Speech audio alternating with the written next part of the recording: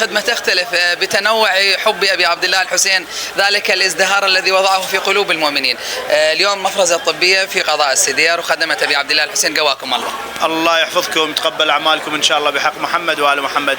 إحنا هنا مفرزة السبطين حقيقة من المفارز الطبية اللي تقدم كافة الخدمات العلاجية والتمريضية لزائري أبي عبد الله الإمام حسين عليه السلام، ويتوفر عندنا كادر من أطباء وممرضين وصيادلة وكيميائيين وممرضين وممرضات.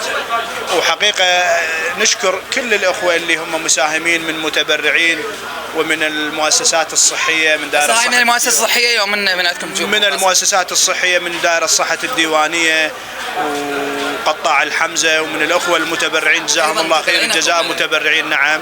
وإحنا هنا نستخدم علاجات.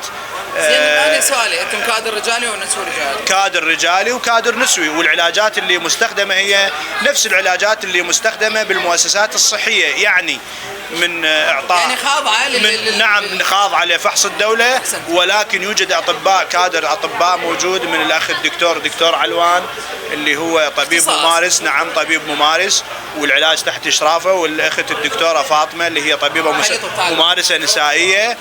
وحاليا العلاجات اللي تقدم خلاف باقي المفارز، مثلا يعني يوجد عندنا إعطاء المغذيات للي مرضى اللي هم يستوجبون إعطاء مغذيات، أو للإنجكشنات الأمبولات أو الفيالات اللي هي أوبر الحرجة إذا وصلتكم بدون تعالج الحرجة إلى آخره.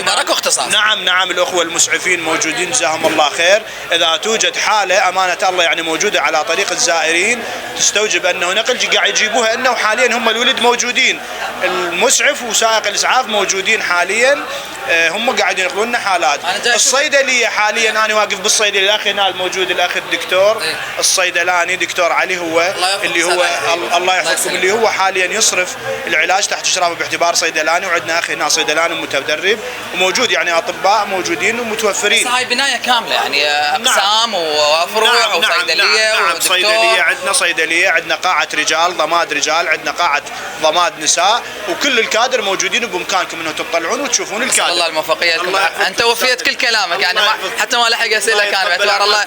نسال الله الموفقيه انكم. احنا نشكركم. لا احنا نشكركم خدمه الحسين، احنا نشكركم، احنا ننقل هاي الصوره، بس الصوره لو ما كانت من عندكم البدايه ما نوصل عنها. انتم صاحبين الفضل. لا الفضل الحقيقه انه الاعلام هو اللي زينب السيده زينب عليه السلام كانت انه هي اساس معركه الامام الحسين الاعلام، فالان انتم تمثلون هذا الدور. الله الموفقيه. اسال الله يوفقكم استاذنا الكريم. شكرا جزيلا شكرا جزيلا. طبيب القلوب الامام الحسين عليه السلام ارادوا ان يسيرون على هذا النهج، خدمة أبي عبد الله الحسين، أسأل الله الموفقية لنا ولهم بحق محمد وأهل بيته.